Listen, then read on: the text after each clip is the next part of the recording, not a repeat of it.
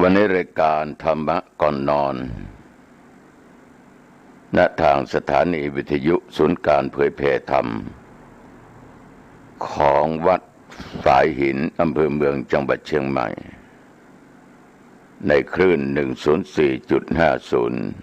104.50 ในวันนี้ตรงกับวันอังคารทุกวันอังคารตั้งแต่เวลา 4 ทุ่มจนถึง 5 ทุ่มหรือ 10 โมงในตอนดึกจนถึง 11 โมงจะพูดให้มันเพราะหน่อยก็ 22 นาฬิกาถึง 23 นาฬิกาตั้งแต่เวลาเดี๋ยวนี้เป็นต้นไปทุกวันอังคารญาติโยมที่นอนอยู่ทางบ้านนั่งเดินยืนทำงานทานอาหารก็จะได้ฟังธรรมะจากตุเจ้าวัดหนองตององค์นี้ขอขอบใจต่อญาติต่อโยมทุกท่านทุกคนที่มีน้ำจิตน้ำใจรับฟังธรรมะจากอาตมาภาพในรายการธรรมะก่อนนอนสาธุชนญาติโยมทั้งหลายชีวิตของคนเรานั้นมันผ่านไปสิ่งที่ผ่านนั้นเราเรียกว่าอดีตไม่สามารถที่จะเรียกคืนได้เพราะมันไม่ใช่วัตถุสิ่งของชีวิตคนเราต้องเดินไปข้างหน้าแต่เวลาเดี๋ยวนี้เป็นชีวิตปัจจุบันอดีตและอนาคตนั้นก็ขอให้ญาติโยมทั้งหลายนั้นคิดได้คิดในสิ่งที่ดีๆได้แต่ว่ามันเป็นอดีตและเป็นอนาคตคือสิ่งที่ยังไม่แน่แต่อดีตคือสิ่งแน่ที่ผ่านมาวันที่ผ่านมานั้นการดำเนินชีวิตของเราได้ทำอะไรไว้บ้างได้คิดอะไรไว้บ้างได้พูดอะไรไว้บ้างสิ่งที่เราทำเราคิดเราพูดนั้นที่ล่วงไปมันดีหรือไม่ดีอันนี้ต้องคิดที่ให้คิดเพราะอะไรญาติโยมเพราะจะให้แก้ไขถ้าอดีตความคิดก็ไม่ดีการพูดก็ไม่ดีการกระทำก็ไม่ดีถึงมันจะเป็นอดีตแต่ถ้าเรายังย่ำตอกอยู่ในเรื่องของอดีตในสิ่งที่ไม่ดีมันก็ไม่ดีไปตลอดในชีวิตของเราที่ให้คิดนั้นก็คือว่าเมื่อคิดแล้วว่าไม่ดีเราก็ไม่เอาเราก็ละทิ้งก็เรียกว่าโละมันออกไปให้หมดในชีวิตของเราแล้วเอาสิ่งที่ดีๆมาทดแทนทำให้ดีพูดให้ดีคิดให้ดีมาจนถึงปัจจุบันนี้ก็ให้ทำดีคิดดีพูดดีแต่ว่าอนาคตนั้นเราก็ต้องคิดเสมอว่าเราก็ต้องคิดให้ดีๆต่อไปถ้าคิดไม่ดีอนาคตล้มเหลวต้องพูดดีๆต้องทำดีๆถ้าทำไม่ดีพูดไม่ดีอนาคตก็ตกอับเพราะมันเป็นสิ่งไม่ดีที่เราคิดวางไว้ในอนาคตมันมากั้นมาขวางไว้ขัดไว้แต่สิ่งที่สำคัญปัจจุบันนี้ขอให้พวกเราทั้งหลายโยมทั้งหลายทำดีที่สุดพูดดีที่สุดให้คิดดีที่สุดเพราะสิ่งไหนก็ตามที่มันเป็นสิ่งดีมันเป็นมงคลต่อชีวิตมันจะทำให้ชีวิตของเรานั้นมีแต่ความผาสุกมีแต่ความเจริญก้าวหน้าแต่ถ้าในปัจจุบันนี้ เรา เรายังทำความชั่วอยู่ทำบาปทำกรรมไม่ดีอยู่โยมทั้งหลายเราก็เป็นทุกข์อนาคตก็เป็นทุกข์ฉะนั้นรายการธรรมะก่อนนอนจึงจะอยากจะฝากจะฝังให้ญาติโยมทั้งหลายให้คิดให้พูดให้ทำในสิ่งดีๆวันนี้โยมที่ผ่านมาตั้งแต่เช้าจนถึงบัดนี้ได้ทำอะไรไปบ้างได้พูดอะไรไปบ้างได้คิดอะไรไปบ้างสำรวจดูนะโยมนะเมื่อสำรวจดูแล้วว่าการกระทำวันนี้ไม่ได้ผิดทั้งศีลทั้งธรรมทั้งกฎหมายบ้านเมืองไม่ได้ผิดไม่ได้นำความเดือดร้อนความหายนะเกิดขึ้นแก่ใครการพูดการจาไม่โกหกไม่ตอแหลไม่พูดปดไม่ด่าไม่ยุยงยุแยไม่หลอกไม่ลวงใครจิตใจก็สงบไม่โลภไม่โกงเอาของใครมาไม่หลงอยู่ในกามคุณเมื่อโยมสำรวจอย่างนี้อาตมาเชื่อมั่นว่าโยมจะมีจิตใจนั้นมีความสุขเพราะที่ผ่านมานั้นสิ่งไม่ดีมันไม่มีสิ่งไม่ดีมันไม่มีโยมก็จะนอนเป็นสุขนั่งเป็นสุขยืนเป็นสุขเดินเป็นสุขทานอะไรก็เป็นสุขไหว้พระสวดมนต์จิตใจก็แจ่มใสสะอาดเพราะมันปราศจากสิ่งที่เป็นมลเป็นมลทินสิ่งที่ไม่ดีมันมีแต่สิ่งดีๆเกิดขึ้นเหมือนเราเดินทางไปที่ไหนสักแห่งหนึ่งโยมถ้าหูถ้าตาได้เห็นหูได้ฟังสิ่งที่ดีๆเราก็มีความสุขเดินเข้าไปบ้านหลังนั้นหรือไปสถานที่นั้นไปวัดนั้นได้ยินเสียงเขาด่ากันว่าให้กันทำร้ายร่างกายกันเอะอะโวยวายตาก็เห็นหูก็ได้ฟังเสียงอาตมาว่าโยมใจไม่เป็นสุขแล้วกลับดีกว่าไม่ไหวนะเพราะไรญาติโยมภาพที่เห็นหูได้ยินมันเป็นสิ่งที่ไม่ดีมันก็ทำให้จิตใจของโยมนั้นมีความทุกข์ฉันใดโยมทั้งหลายถ้าไม่อยากให้ใครคิดดังที่เราคิดไม่อยากให้ใครเห็นได้ยินดังที่เราได้เห็นได้ยินมาก็จะทำสิ่งเหล่านั้นถ้าเราทำสิ่งเหล่านั้นไอ้สิ่งที่เขามารู้มาเห็นได้ยินได้ฟังนั้นเขาก็ไม่สบายจิตไม่สบายใจไม่ใช่เพียงแต่เราคนเดียวนี่ก็ขอฝากไว้กับญาติกับโยมนะญาติโยมทั้งหลายเดือนนี้เป็นเดือนกันยาเดือนนี้เป็นเดือนที่พระมหาเถระหลายรูปเกิดในเดือนนี้หลวงปู่ทองก็เกิดในวันที่21กันยายนหลวงพ่อเจ้าคณะภาค7วัดปทุมคงคาพระพรหมเสนาบดีก็เกิดวันที่16พระเดชพระคุณพระธรรมเสนาบดีวัดพระธาตุเจ้าดอยสุเทพก็เกิดวันที่2ยังมีพระมหาเถระหลายรูปที่เกิดในเดือนนี้อาตมภาพก็เกิดในเดือนนี้นะวันที่7กันยา2489ปีนี้อายุอานามก็จะเต็ม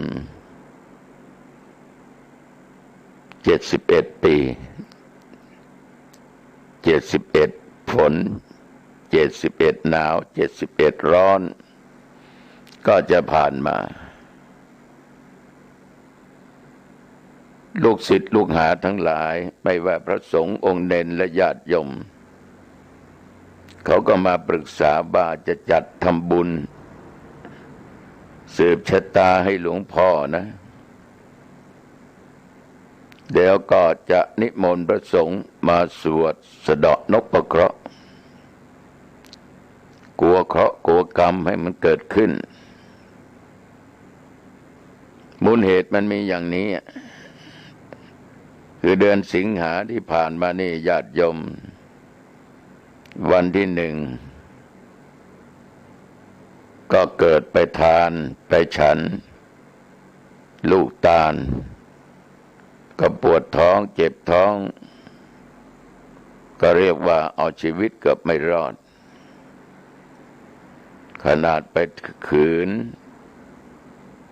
ในรายการเทศให้พระรูปอื่นไปเทศแทนต่อมา4-5 วันก็ล้มอีก6ล้มอีกลูกศิษย์ลูกหาญาติพี่น้องเห็นก็ว่าหลวงพ่อมีกรรมมีเคราะห์นะต้องสะเดาะเคราะห์น้อยต้องสืบชะตากันเสียทีก็3719อาตมาก็เคยเจอมาเมื่ออายุ59 ปีที่เคยเล่าให้ญาติได้โยมได้ฟังคือประสบอุบัติเหตุประเทศกลับมายังไม่ถึงวัดรถมันก็มาชนกันขาอาตมาก็หักมาปีนี้71 6ล้มแต่ไม่ถึงกับต้องนอนต้องเข้าโรงพยาบาลก็คงจะเป็นบุญนะที่เผยแผ่ธรรมะทีนี้ลูกศิษย์ลูกหาญาติโยมก็คิดว่าต้องทำแต่มาก็ฟังที่เขาพูดว่ามีเคราะห์มีกรรมมีกรรมนี่จริงมีเคราะห์นี่จริงโยมนะกรรมคือการกระทำของเราการกระทำของเรามันจึงมีเคราะห์ถ้าทำดีก็เคราะห์ดีกรรมมันก็ดีถ้าทำกรรมไม่ดีก็เคราะห์ร้ายเหมือนญาติโยมทั้งหลายนั่นแหละทำอะไรที่ไม่ดีกรรมไม่ดีก็เคราะห์ร้ายถูกจับเข้าคุกเข้าตารางกันไปอาตมานั่น6ล้มเพราะขาดสติเดินไปเดินมาในขวงวัดในลานวัดก็เดินอยู่ตลอดแหละเพราะนั้นขาดสติเผลอไปเหลียวดูอะไรก็ไม่รู้ก็เลยสะดุดก็เลย6ล้มเพราะมันขาดธรรมะคือขาดสติว่ากูกำลังเดินมัวเพลิดเพลินเหลียวซ้ายเหลียวขวาเลยสะดุดใส่ก้อนหินล้มลงไปแต่อะไรก็ตามที่ลูกศิษย์ลูกหาญาติโยมจะทำสืบชะตาให้นั้นก็เป็นสิ่งดีเป็นมงคลเป็นการเสริมสร้างสิ่งที่ดีๆให้เกิดขึ้นเป็นการเตือนสติก็กำหนดการไว้ในเย็นของวันที่8คือ19 นาฬิกานั้นก็นิมนต์พระสงฆ์จำนวน12 รูประดับเจ้าคณะตำบลมาสวดนพเคราะห์ให้ในวันที่9เวลา9:30 นาทีนิมนต์พระสงฆ์10 รูปที่มีอายุและพรรษามากกว่าอาตมาภาพแถวใกล้ๆมาเจริญพุทธมนต์สืบโหราชะตา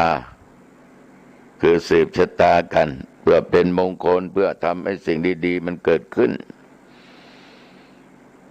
ก็ไม่ได้นิมนต์พระสงฆ์มากนะก็ขอให้พระสงฆ์ครูบาอาจารย์ที่เคารพนับถือได้ฟังนี้ประการทำบุญในครั้งนี้นั้นก็ท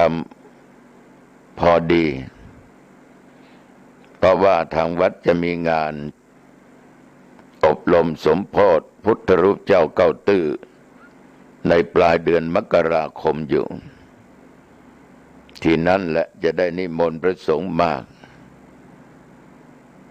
ญาติโยมทั้งหลายที่เป็นแฟนรายการธรรมะก่อนนอนนี้ หรือกำลังฟังอยู่ขณะนี้ก็ขอเจริญพรเชิญชวนญาติโยมไปทำบุญร่วมกันนะไปสืบชะตาร่วมกันเพื่อเป็นมงคลต่อชีวิตร่วมกันเสริมสร้างบารมีธรรมนะที่วัดหนองตองในวันที่9แต่จริงแต่มาเกิดวันที่7ที่เอาวันที่9เพราะมันตรงกับวันเสาร์นะญาติโยมมีโอกาสเวลาก็เจริญพรเขาร่วมสืบชะตาร่วมกับอาตมาภาพเป็นการเสริมสร้างบารมีสิ่งไหนดีๆญาติโยมในชีวิตก็ทำไปมันไม่เสียหลายแต่ทำอย่าให้เกินกำลังตัวเองแต่อย่าได้หลงอย่าได้งมงายเป็นเด็ดขาดอย่าได้เชื่อไม่บางสิ่งบางอย่างบางคนนี่หลงหัวปักหัวปั๊มนะถูกเขาหลอกไปทำอย่างนั้นแล้วเอาของนี่ไปใช้แล้วจะถูกหวยบ้างจะมีโชคบ้างอย่างนั้นอย่างนี้ก็อย่าหลงต้องมีสติสัมปชัญญะต้องใช้ปัญญาตรึกตรองพิจารณาเท็จจริงยังไงนั้นมันอยู่ที่เหตุอยู่ที่ผลฉะนั้นศรัทธาสาธุชนทั้งหลาย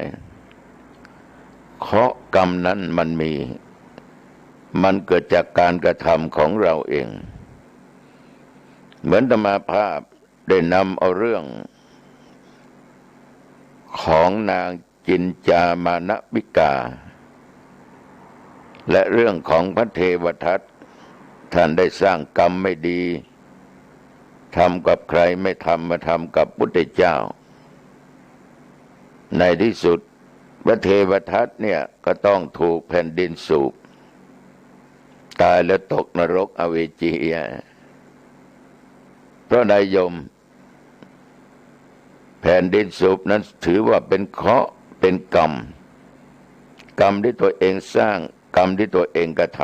ำต่อพระพุทธเจ้าคิดร้ายต่อพระพุทธเจ้าหลายภพหลายชาติจะฆ่าพระพุทธเจ้าให้ได้ทำทุกอย่างนางจินจามานวิกาก็เช่นเดียวกันก็ทำกรรมสร้างกรรมสิ่งที่ไม่ดีกับพระพุทธเจ้าเอาท่อนไม้มาไว้ที่หน้าท้องแล้วหาผ้ามาพันไว้อย่างแน่นชี้หน้าพระพุทธเจ้าว่าเทศก็ดีสอนก็ดีแต่ว่าไม่มีความรับผิดชอบนี่ลูกอยู่ในท้องฉันนี่10 เดือนแล้วจะคลอดแล้วทำไมไม่ดูแลบ้างไอ้บาปกรรมการกระทำชั่วนั้น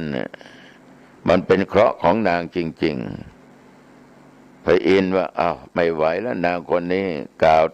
าวอะไรก็ไม่ดีใส่ร้ายพุทธเจ้าให้เทพบุตร4 องค์เนรมิตแปลงกายเป็นหนูตัวเล็กๆมาซ่อนอยู่ที่ผ้ากัดผ้าจนผ้าหลุดผ้าขาดหลุดตกมาท่อนไม้ตกลงมาใส่หลังเท้าชาวบ้านเห็นก็ลากนางคนนี้โผล่ประตูวัดเชตวันนยมแผ่นดินก็เปลวไฟนรกก็พุ่งขึ้นมาสูบเอานางไปก็เป็นเคราะห์เป็นกรรมเหมือนเราได้ฟังข่าวดูข่าวตลอดว่ารถเกิดอุบัติเหตุชนเสาไฟฟ้าบ้างต้นไม้บ้างรถต่อรถประสานงากันบ้างนั่นก็เกิดจากการกระทำจึงมีเคราะห์คนที่ไปร่วมก็ได้เคราะห์เจ็บตายไปไกลดังที่เป็นข่าวตลอดเพราะมันขาดสติตั้งความประมาทดื่มเหล้าบ้างสร้างกรรมในสิ่งที่ไม่ดีดื่มเหล้าเมาเหล้าแล้วขับรถเพราะคนขับนั้นมันสร้างกรรมเคราะห์ก็เลยติดตามมาคนที่ร่วมก็คงจะสร้างกรรมแล้วมีเคราะห์เจ็บไปตายไปไอ้คนที่ชนบางครั้งก็ตายบางครั้งก็ถูกจับยัดเข้าห้องขังบางทีก็ขาหักแขนหักหัวล้างข้างแตกกันไปก็มีฉะนั้นทุกสิ่งทุกอย่างที่ว่าเคราะห์กรรมหรือกรรมหรือเคราะห์มันก็เกิดจากการกระท แต่เราจะแก้ไขได้ไหมก็แก้ไขได้คือทำในสิ่งที่ดีๆดังที่กล่าวไว้เมื่อกี้นี้ฉะนั้นในชีวิตของคนเรานี้ญาติโยมทั้งหลายมันผ่านไปอยู่ตลอดเวลาแต่มาหลับตานึกตัวเองมันผ่านมาโยมลองหลับตานึกว่าเมื่อก่อนนี้โยมอยู่ที่ไหนปัจจุบันโยมอยู่ที่ไหนเมื่อก่อนนั้นโยมทำอะไรปัจจุบันโยมทำอะไรอาตมานี่หลับตานึกเมื่อก่อนนั้นเราเกิดที่บ้านอ้อยไม่ริมเราก็มีพ่อมีแม่มีพี่มีน้องร่วมท้องเดียวกันถึง9 คนมีญาติพี่น้องมีมิตรสหายอายุ11-12ก็มาอยู่วัดเป็นศิษย์วัดก็เข้ามาบวชเป็นสามเณรอยากเป็นสามเณรปี09ก็อุปสมบทเป็นตุเจ้าจากแม่ริมก็มาอยู่ที่บ้านหนองตองจากบ้านอ้อยมาอยู่หนองตองได้หลายพรรษาในการเป็นเณรก็เลยอุปสมบทเป็นตุเจ้าก็อยู่ที่วัดหนองตองตลอดมาญาติโยมตั้งแต่ปี06มาจนถึงปี60นี่ได้53-54 ปีแล้วก็ไม่เคยย้ายไปอยู่ที่ไหน นอกจากมีกิจไปอบรมบ้างไปประชุมบ้างกลับไม่ทันจะเป็นต้องนอนค้าง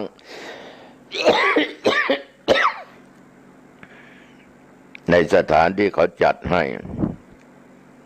แต่ชีวิตที่ผ่านมานี้ก็เป็นเจ้าอาวาสวัดหนองตองจนปัจจุบันนี้ก็เป็นเจ้าคณะอำเภอหางดง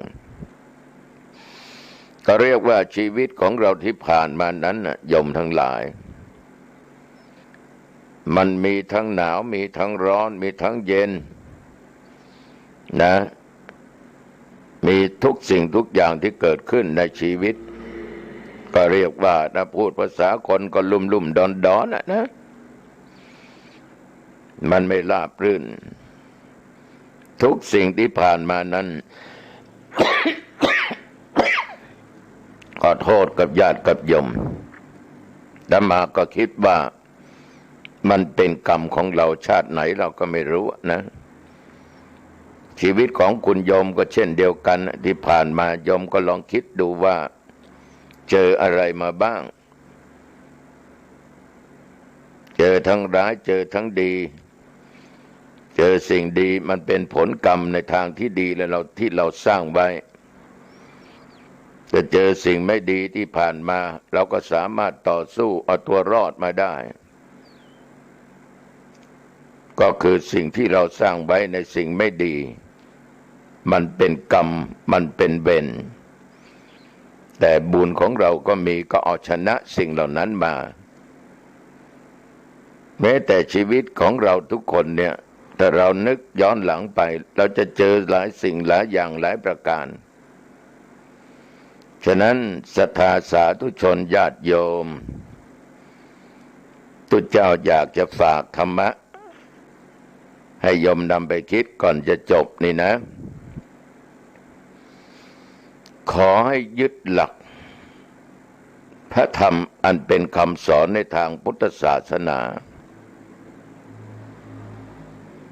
ญาติโยมทำไปเถิดทำเท่าที่โยมจะทำได้ปฏิบัติเท่าที่โยมจะปฏิบัติได้อาตมาพูดบ่อยครั้งคนเราอยู่ร่วมกันนั้นนะโยม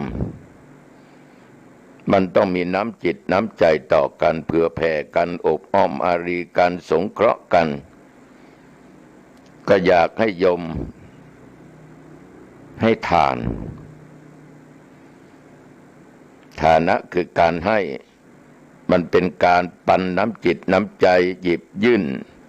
ความรักความเมตตาต่อกันและกันความสงสารต่อกันแต่การให้นั้น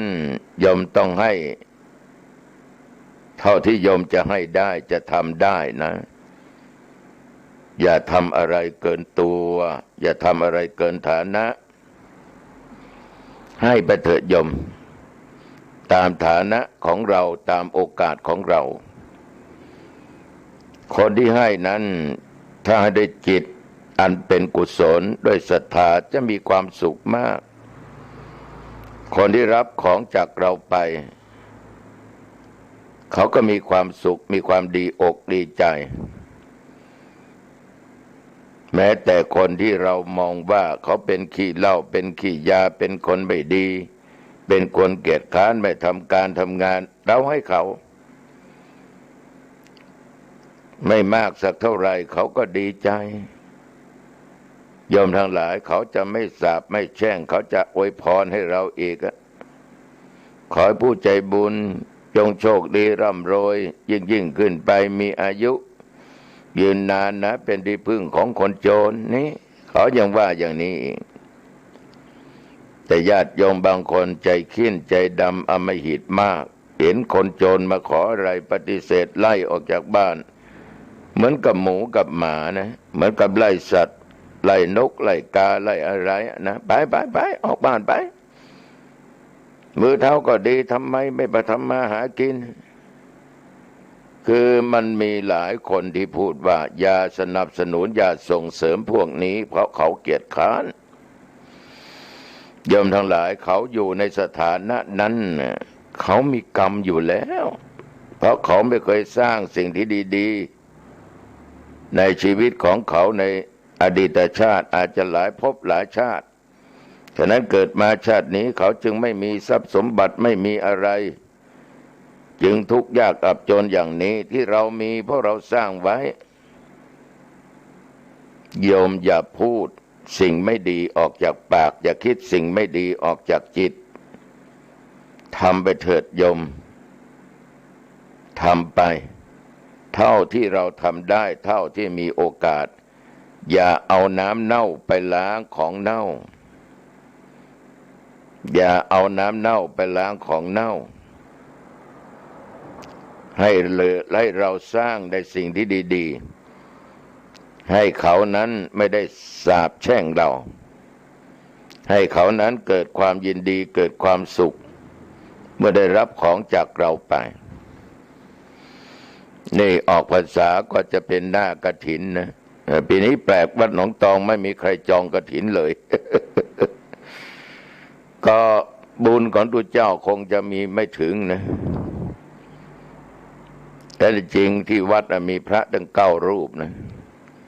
คือตัวเจ้าใน9 รูปแต่ปีนี้แปลกไม่มีใครมาจองกฐินเรื่องของทำบุญนี่เรื่องกฐินนี่ตัวเจ้าพูดไม่ได้ขอไม่ได้เพราะมันต้องเกิดจากศรัทธาประวารณาไว้ว่าพระคุณเจ้าท่านเจ้าข้าเจ้าขาปีนี้ฉันจะทอดกฐินทอดผ้ากฐินนะโยมทั้งหลายนั่นมันเกิดจากศรัทธาเกิดจากเจตนาปีนี้คงไม่มีใครมีศรัทธาที่จะทอดเราก็ถือว่าจะมีก็ได้ไม่มีก็ได้เพราะญาติโยมก็ทำบุญทุกวันให้ทานทุกวันการทำบุญนั้นการให้ทานนั้นการให้นั้นโยมทั้งหลายมันเป็นบุญเป็นกุศล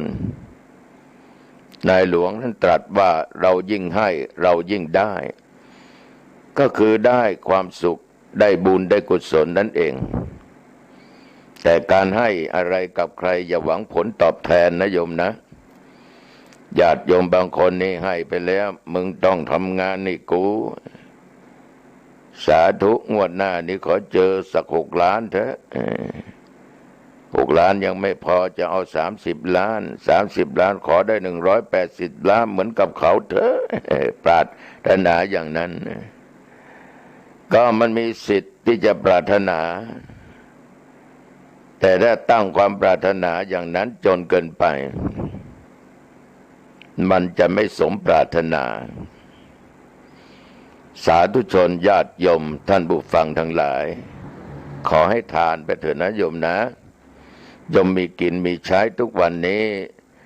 ก็เพราะว่าญาติโยมได้ทำมาสองให้โยมมีศีล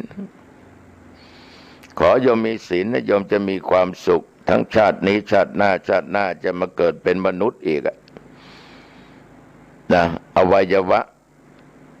ทุกส่วนในร่างกายก็สมประกอบฉะนั้นญาติโยมขอให้มีศีลอย่าเบียดเบียนกันเลยอย่าฆ่ากันเลยอย่าทำร้ายกันเลยไม่ว่าสัตว์เดรัจฉานไม่ว่ามนุษย์ทุกคนนั้นญาติโยมกลัวเจ็บกลัวตายใครที่เคยได้ยินได้ฟังธรรมแบบชาดกพื้นบ้านในเรื่องหอยให้ที่อาตมาภาพนำมาเทศน์ให้ญาติโยมฟังเศรษฐีนะโยมนะผู้หญิงนี่ไหว้พระทุกวันสวดมนต์ทุกวันตื่นเช้ามาก็ไปกลางทุ่งกลางนาเก็บหอยแล้วก็เอามีดอะไร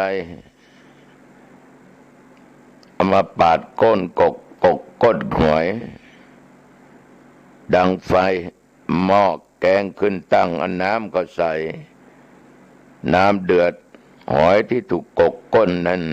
ก็เอาลงใส่ในหม้อแกงอ่อมแกงแค่หอยมันร้องไห้หอยมันบอกว่ามนุษย์นี่ทำไมใจร้ายแม่เศรษฐีทำไมใจดำตัวเองเนี่ยที่เป็นหอยก็มีกรรมอยู่แล้วพวกสัตว์เอาโค่นก้นชี้ฟ้าเอาหน้าแถลดินอาหารการกินไม่เคยไปแย่งของมนุษย์มีแต่ใบไม้เน่าเท่านั้นเองที่เป็นอาหารของหอยยังมันแช่งยังมันด่าอีกนะแล้วยังให้พรต่อคนที่ไม่ไปทำลายมันเองก็แสดงว่าหอยมันก็ยังกลัวตายสาธุชนญาติโยมทั้งหลายชีวิตไม่ว่าสัตว์เดรัจฉานไม่ว่ามนุษย์มันกลัวเจ็บกลัวตายอย่าไปทำร้ายกันเลยไม่ต้องคิดไปฆ่าเขาหรอกไม่ช้าไม่นานมันก็จากเราไปถ้ามันไม่จากเราเราก็จากมันนั่นแหละอย่าลักอย่าโลภอย่าโกงเอาของคนอื่นให้มีศีลนะโยมนะอยากได้ต้องขยันอย่าได้ไปโลภอย่าได้ไปลักดังเป็นข่าวอยู่ทุกวันทุกชาติทุกภพโยมจะอยู่อย่างนี้แหละเข้าคุกออกคุกเข้าคุกออกคุกเขาทำมาหากินเราก็ไม่ทำไปลักไปปล้นไปจี้ไปฆ่าเจ้าเอาของก็ยังมีขอให้มีศีลนะโยมนะขอให้ขยันนะโยมนะและอีกประการหนึ่งนั้นผัวเขาเมียเขาลูกเขาเขาก็รักเขามีเจ้าของอยู่แล้วโยมอย่ายื้อแย่งเอาของเขามาอย่ามากด้วยกามราคะตัณหาเลยญาติโยมเพราะสิ่งเหล่านี้จะนำความทุกข์ให้เกิดขึ้นตลอดคนที่เป็นเจ้าชู้นี่มันไม่รู้จักเพียงพอโยมไม่ว่าหญิงและชายเห็นชายอื่นก็เป็นอยากได้เห็นหญิงอื่นก็อยากได้ทั้งที่เขามีเจ้าของก็ยังอยากจะเอาของเขามาเป็นของตัวเองอยู่ไม่นึกถึงความเดือดร้อนเจ้าของเขาหรือโยมใจเขาใจเราเนี่ยเป็นเรื่องเป็นราวฆ่ากันตายผัวเมียฆ่ากันผัวฆ่าชู้เมียฆ่าชู้มีอยู่ทุกวันเรื่องเหล่านี้โยมทั้งหลายถ้าเรามีศีลนั่นเราก็สนุกเราก็มีความสุขอยู่ภายในครอบครัวอย่าโกหกอย่าพูดเท็จอย่าด่าใครเลยโยมอย่ายุยงยุแย่กันทุกวันนี้เดือดร้อนกันทุกวันเพราะคนชอบยุยงยุแย่ด่ากันบางทีอาตมาฟังแล้วดูแล้วมีความรู้นะมีความรู้จบปริญญาตรีโทเอกทำงานตำแหน่งดีๆแต่ด่าเก่งนะยุยงยุแย่เก่งติฉินนินทาเก่งโกหกเก่งในทางชั่วเก่งในทางที่ไม่ดีไม่เก่งการงานไม่เก่งเอาจิตเอาใจคนอื่นไม่เก่งในการช่วยเหลือสังคมใช้ไม่ได้ฉะนั้นโยมทั้งหลายเราด่าเขาก็ด่าเรา เราว่าเขาเขาก็ว่าเรานะมนุษย์มันจะเป็นอยู่อย่างนี้ถ้าเราไม่อยากให้ใครว่าก็อย่าว่าใครเลยญาติโยมพูดแต่สิ่งที่มันเป็นจริงสิ่งจริงเป็นสิ่งไม่ตายนะโยมนะเพราะมันเป็นสัจจะมันเป็นความจริงฉะนั้นตุเจ้าขอฝากข้อนี้อย่างนะท่านว่าไม่ดีดื่มไปแล้วมันเป็นพิษเป็นภัยต่อชีวิตต่อร่างกายก็คือเหล้าเมลัยตลอดสิ่งเสพติดทุกชนิดเราก็รณรงค์กันงดเหล้ากันแต่มันงดไม่ได้ทุกวันนี้โยมเราเป็นชาวพุทธนี่โยมทั้งหลายต้องจิตใจเข้มแข็งอย่าจิตใจไปพ่ายแพ้ต่อสิ่งเหล่านี้ขอโทษนะบางคนดื่มมาได้5 ปี6 ปี10 ปี20 30 40 ปีบางคนอายุ60 70ดื่มมาแล้วได้สัก50 60 ปีโยมลองคิดลองนึกทบทวนไปอดีตดูว่าเราดื่มมาทุกวันเราได้อะไรจากมันโยมอาจจะตอบว่าโอ้ยตุเจ้าไม่รู้มันมีความสุขมันมีความสนุกมันลืมทุกข์ไปหมดญาติโยมก็ย้อนมันลืมทุกข์นั่นแหละมันทำให้โยมทุกข์ขึ้นไปอีกเท่าตัวจิตใจก็ไม่ปกติ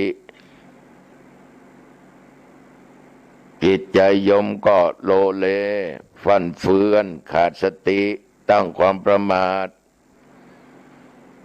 ขนาดพ่อแม่มันยังฆ่าได้นะลูกมันยังฆ่าได้ผัวก็ฆ่าเมียได้เมียก็ฆ่าผัวได้นับภาษาอะไรผัวเมียขนาดตุเจ้าอยู่วัดมันก็ยังฆ่าได้ฮะมันไม่นึกว่าใครจะเป็นตุเป็นเนนเป็นพ่อเป็นแม่ไม่กลัวบาปไม่กลัวกรรมเพราะอะไรจิตใจของมันนั้นมันอ่อนไหวมันขาดสติมันมืดมันบอดสามารถทำอะไรก็ได้ฤทธิ์ของน้ำเมาฤทธิ์ของมึนเมาทุกชนิดฉะนั้นตุเจ้าอยากให้โยมให้ทานและมีศีลและมีจิตตั้งมั่นเป็นสมาธิมีสติควบคุมตลอดเวลาญาติโยมตัวปัญญาเป็นตัวสำคัญสิ่งเหล่านี้จะเกิดขึ้นได้ต่อเมื่อเราศึกษาต่อเมื่อเราฟังต่อเมื่อเรานำปฏิบัติศึกษาค้นคว้าตามตำรับตำราหรือฟังจากพระรูปนั้นพระรูปนี้มาเทศมาพูดให้ฟังคนนั้นคนนี้มาพูดให้ฟังโยมมีโอกาสฟังก็ฟังนะโยมนะมันจะทำให้เราฝึก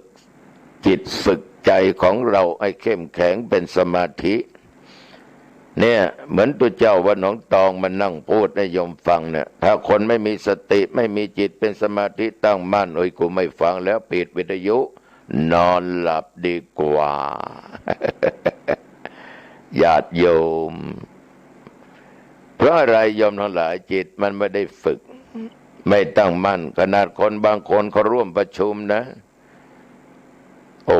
วิทยากรมาพูดอะไรก็ไม่ฟังกันนั่งคุยกันนะแสดงว่าขาดสติจิตไม่ตั้งมั่นบางคนก็หลับเสียเลยหลับยังดีกว่าเขานั่งคุยกันนะอาตมาว่านะไปรบกวนวิทยากรที่เขานำสิ่งดีๆมาพูดให้ฟังอยากให้ฟังอยากให้อะไรแล้วนำปฏิบัติเพื่อให้เกิดตัวปัญญาปัญญาแปลว่าความรอบรู้ปัญญานี้มีอยู่กับใครไม่ว่าเพศไหนนะโยมนะสามารถกำจัดความมืดบอดสามารถกำจัดเหตุต่างๆที่เราคิดว่าจะแก้ไม่ได้มันก็แก้ไขได้คนที่มีปัญญานี่โยมทั้งหลายอยู่รอดมีปัญญาอยู่กับตัวกลัวอะไรใช่ไหมโยมมีปัญญาอยู่กับตัวจะกลัวอะไรยากแสนยากคนมีสติมีปัญญาแก้ไขได้ เขาขึ้นไปเหยียบโลกพระจันทร์ก็เพราะว่ามีสติและมีปัญญามีความรอบรู้มีความรู้คนที่อยู่เป็นสุขทุกวันนี้เพราะมีปัญญาญาติโยมทั้งหลายปัญญาสามารถทำให้คนประสบผลสำเร็จสามารถให้คนหรือมนุษย์ทั้งหลายนี้มีความสุขและสามารถนำบุคคลนั้นให้พ้นทุกข์พ่อแม่พี่น้องญาติโยมสาธุชนฉะนั้นอาตมาภาพอยากให้ญาติโยมทั้งหลายให้ทานบ้างรักษาศีลบ้างเจริญสมาธิภาวนาบ้างในชีวิตของเรานั้นต้องสร้างภูมิคุ้มกันในสิ่งที่ดีๆให้เกิดขึ้นในโลกสังคมปัจจุบันเนี่ยสิ่งที่เลวร้ายมันมีเยอะคือสิ่งที่ชั่วร้ายมันมีแยะถ้าเราขาดสติขาดปัญญาเมื่อไหร่ญาติโยมทั้งหลายเมื่อนั้นชีวิตเราก็พังกับพังก็ขอฝากธรรมะเล็กน้อยให้ญาติโยมนำไปคิด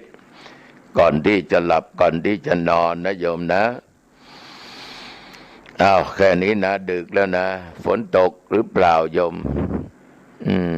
ปิดประตูบ้านให้เรียบร้อยนะเดี๋ยวก็ปิดประตูเรือนปิดหน้าต่างอาบน้ำอาบท่าแต่งเนื้อแต่งตัวชุดไหนที่โยมชอบใส่ละนอนแล้วสบายใส่ไปเลยนะทำจิตใจให้แช่มชื่นเบิกบานก่อนจะหลับก่อนจะนอนก็ดับไฟปิดไฟเสียเก็บของมีค่าเก็บไว้เสียนะโยมนะเกิดไฟไหม้เกิดภัยพิบัติเกิดขึ้นเกิดของหายเกิดโจรขโมยขึ้นบ้านเพราะเราประมาทไม่ปิดประตูบ้านไม่ปิดประตูหอเรือนไม่ปิดหน้าต่างไม่เก็บของมีค่าเราประมาทเองไฟไหม้ไม่ดับฟืนดับไฟไม่ปิดไฟไฟช็อตตายนะโยมนะระวังนะเสียข้าวเสียของนะเอาอาบน้ำก็อาบแล้วเอาห้องพระไม่มีก็เอาในห้องนอนนั่นแหละนึกถึงหน้าพระพุทธเจ้านะตัวจริงไม่เห็นเอาหน้าพุทธรูปก็แล้วกันนะกราบอรหังสัมมาสัมพุทโธภควาพุทธังภควันตังอภิวาเทมิกราบนึกถึงพระพุทธเจ้านะสวากขาโตภควตาธัมโมธัมมังนัมมัสสามิกราบนึกถึงพระธรรมคำสอนของพุทธเจ้านะสุปฏิปันโนภควโตสาวกสังโฆสังฆังนัมมามินึกถึงคุณของพระสังฆรัตนะนะต่อไปก็กราบนึกถึงพระคุณของพ่อพระคุณของแม่ว่าเรามีชีวิตอยู่ทุกวันมีตัวตนอยู่ได้มีอยู่วันนี้ได้เพราะพ่อแม่ของเราที่เป็นพระอยู่ในบ้านเป็นพระอรหันต์เป็นเทพเป็นเทวดาที่คอยรักษาเรากราบครั้งที่สี่ผ่านไปครั้งที่ห้ากรา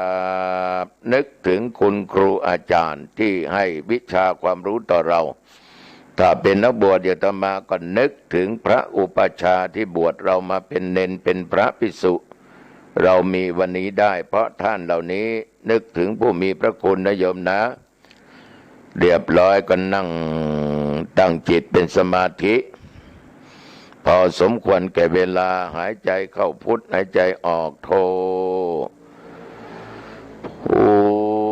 ทโธหายใจเข้าลึกๆแล้วก็หายใจออกยาวๆผ่อนคลายไปจนจิตเป็นสมาธิพอสมควรโยมก็แผ่เมตตานะให้สรรพสัตว์ให้แก่เจ้ากรรมนายเวรให้แก่บุพการีผู้มีอุปการะคุณเทพบุตรเทวดาอะไรก็ตามก็แผ่เมตตาไปแล้วก็แผ่เมตตาตั้งจิตอธิษฐานขอผลบุญดีๆจงบังเกิดแก่เราอธิษฐานไปนะเสร็จเรียบร้อยค่อยลงนอน เดี๋ยวจะนั่งก่อนก็ได้สำรวจว่าวันนี้ศีล 5บริบูรณ์ไหมสำรวจแล้วข้อ 1ข้อ 2ข้อ 3ข้อ 4ข้อ 5โอ้โหวันนี้ยอดไม่ทำผิดศีลข้อไหนเลยเป็นสุขหลับสบายนอนเลยหลับเลยตื่นเช้ามาโยมก็สดชื่นสบายเพราะบุญศีลบุญธรรมบุญพระพุทธพระธรรมพระสงฆ์คุณบิดามารดาครูอาจารย์อุปชายะคอยดูแลคุ้มครองโยมอยู่ตลอดเวลาเอาละโยมทั้งหลายโชคดีก็แล้วกันนะโยมนะเฮงๆรวยๆนะคิดอันใดก็สมปรารถนาอันนั้นทุกอย่างทุกประการอายุวันโนสุขังพลังพบกันใหม่อาคารหน้าเจริญพร